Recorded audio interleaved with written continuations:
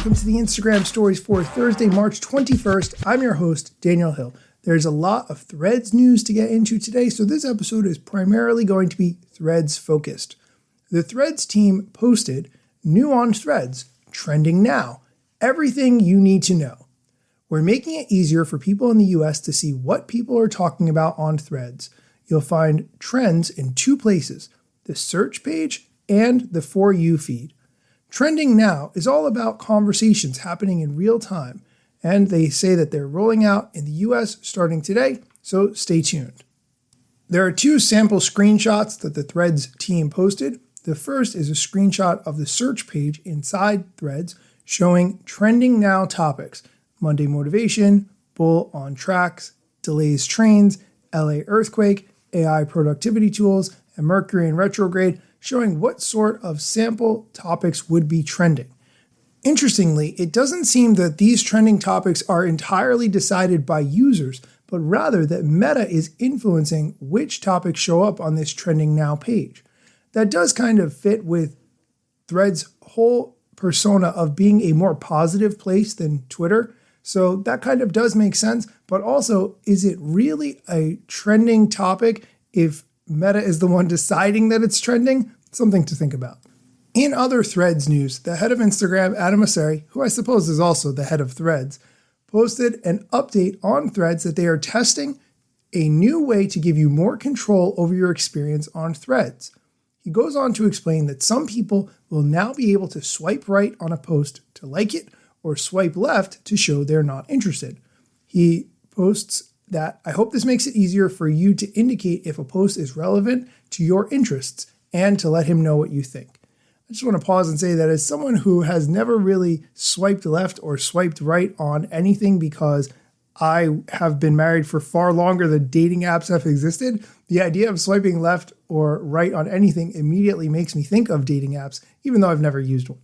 Adam Mosseri posted some screenshots, which I will link to in the show notes so you can check it out. We are going to take a quick break. When we come back, we're going to talk about Threads integration with the Fediverse. There's been some big progress on that, so stick around.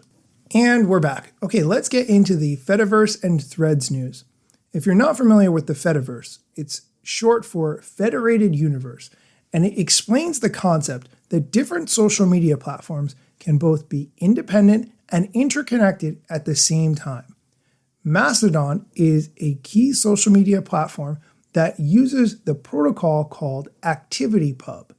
Threads will be using ActivityPub. I'll get to that in a second, but this concept is that it allows you to post and read on one social media platform, but share posts to other social media platforms that you are not on, and also receive updates from those platforms that you are not on whatever social media platform you are on. Okay, that's the concept. Now, Instagram engineer Peter Cottle gave a presentation on Threads in the Fediverse at a Fediforum event. It's a virtual event for decentralized social media enthusiasts. That's interesting, but I don't put myself in the category of decentralized social media enthusiast. Anyway, in this demo, Peter Cottle explains how Threads users will be able to opt in to Fediverse sharing and offered some insight into how Meta is thinking about its role in the Fediverse. There are some nuances to how this works, so I'm going to play a couple of minutes of him demonstrating it so you get an idea. Okay, so this is a semi-live demo. So I think a lot of people are really interested to see like what our opt-in experience is. So I went ahead and recorded a little demo of that. So yeah, say we're on Threads and I decide to go to my settings over here. And I can go to my account, and now there's this new row called Fediverse sharing. And I think it's actually kind of tricky for Threads because we have like 130 million people using it monthly, but a lot of people haven't heard of the Fediverse. They don't know what ActivityPub is, but we want to give them the ability to enter that kind of like experience. So we have to both explain the Fediverse and explain all the disclaimers, and then make sure they feel good about the outcome they choose. So we kind of have this planetary analogy for the Fediverse. So we talk about how it's a bunch of different servers. It's an interconnected social network. You can choose whichever server you prefer. These planets are kind of talking to each other. We do require a few things. So you have to be a public profile to turn on Fediverse, just because the Fediverse is so public in nature. And then, we even talk about other servers, having different content standards and different, choices of how they moderate content. So this sounds intriguing. You can hit next, and then you get a bunch of different disclaimers. So in our beta, our current alpha right now, you actually can't see replies yet. So we're working on that super hard. But right now it's kind of only like a broadcast out and get likes in moment. And then even this one, which is we can't guarantee posts get deleted. So I think this is kind of like a downside of the protocol that we're today, but I think it's important to kind of like let people know that if you post something and another server grabs a copy, we can't necessarily enforce that it gets deleted. But if that sounds good and you read all of our privacy policies and help centers, you can turn on the sharing. So you click this button, you get a nice little toast. And then this is the exciting part. So if you go to your profile, well, first of all, the row is updated. You have this pill now. So you get to see that like I have Fediverse sharing turned on and I can copy my username there. But I think what's exciting about this is it will become kind of an advertisement for who has sharing turned on. So say, Evan, I'm going to use your profile, let's go. Here I see that Evan actually has Fediverse sharing turned on. And another thing we want to do is make it clear to you when something you do on Threads is going to broadcast to the Fediverse. So here I have Fediverse sharing turned on and Evan has Fediverse sharing turn on. So my reply will go to the Fediverse. So you want to make sure this is like understandable and you're not surprised by that behavior. And yeah, so that's our opt-in flow. I have a few small things to demo. I'm 2:45 in, keeping track of time.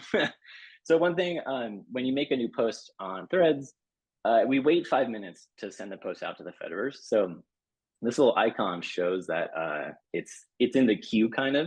So you have 5 minutes to like edit the post, to change your mind. But then when you refresh the post, it should be just a static icon. So that's that.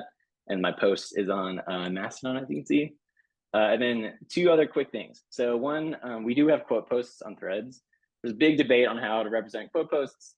But one thing we did is we actually went to the community and saw kind of what the community thought. So Sebastian had this awesome blog post about Threads and kind of pointed out that we had this kind of like somewhat not great representation of quote posts. So what we did is we actually got a bunch of feedback from other Fediverse developers, and we did two things. We did one thing to kind of like add instant support for miskey, and we kind of had a version that's like more towards this like FEP around how to represent quote posts. So that's the JSON we have now. And quote posts in some softwares actually render like this today. So we kind of like have instant functionality and we're kind of building for the future.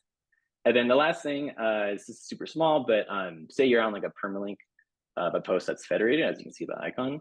We include a header in the JSON to the activity pub ID. So this is again a bit of kind of like quality of life thing we did based on feedback from people. So I have 45 seconds left. I think the last thing I'll say now is like, I know there's a ton of skepticism about Threads entering the Fediverse. It's completely understandable.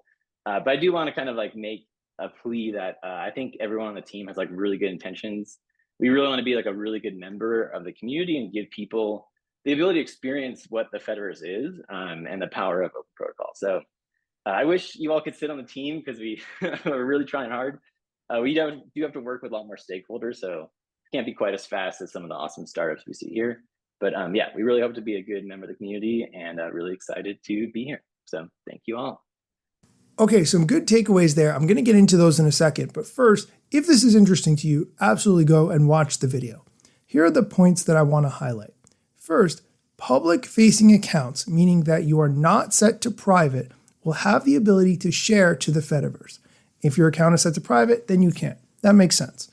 Also, Peter said that users will have a 5-minute window before posts go live in order to make any changes or edits, because Threads can't guarantee that a deleted Threads post is actually going to be deleted from the Fediverse.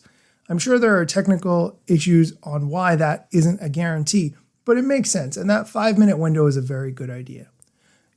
I'm going to link to the video in the show notes so you can check it out for yourself. As always, thank you so much for listening, and be sure to come back next time for more social media news, strategy, or other things you need to know.